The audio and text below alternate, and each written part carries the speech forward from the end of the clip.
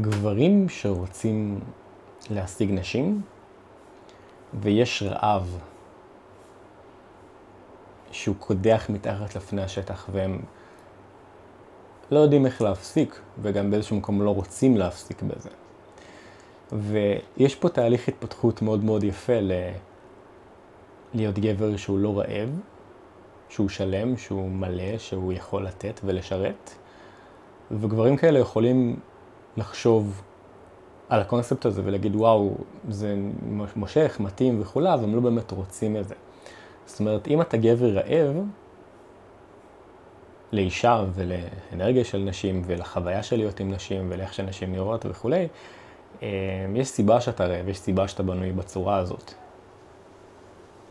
אם יש איזה תוכן פורנוגרפי שמושך אותך במיוחד, אם יש איזה כינוכים שמושכים אותך במיוחד, זה כי אתה כרגע, יש איזה משהו שבנוי בך, ויש מערכת מסוימת בך שבנויה בצורה מסוימת, ולכן יש לך משיכה לדברים האלה.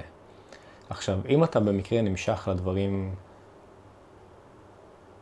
בתוך מקום של רעב, אז זה תמיד יהיה מערכת יחסים של רעב, זאת אומרת של פורקן, אם הצלחת, ואכזבה אם נכשלת.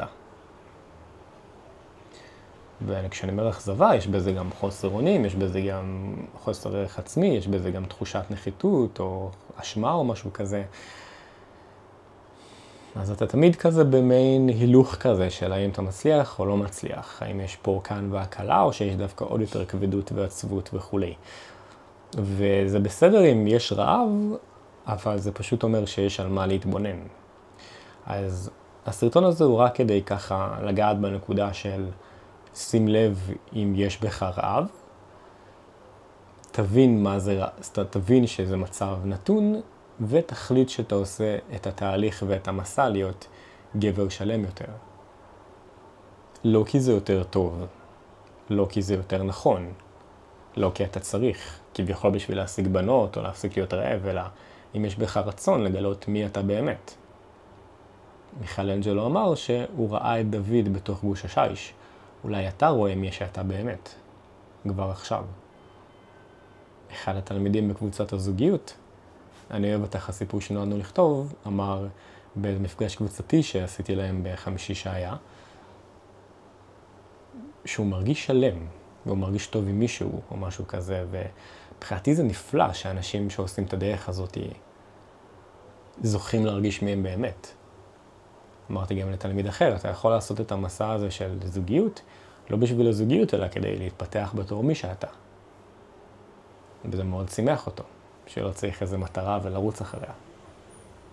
ואז מן הסתם יש זוגיות, כי אתה הופך להיות כאילו גב, אם יש לך יכולת לאהוב, אתה תאהב, כן? זה מומש. אז כשאתה שלם יש הרבה יתרונות, יש מרחב משחק חדש. וכשאתה רעב, יש חסרונות.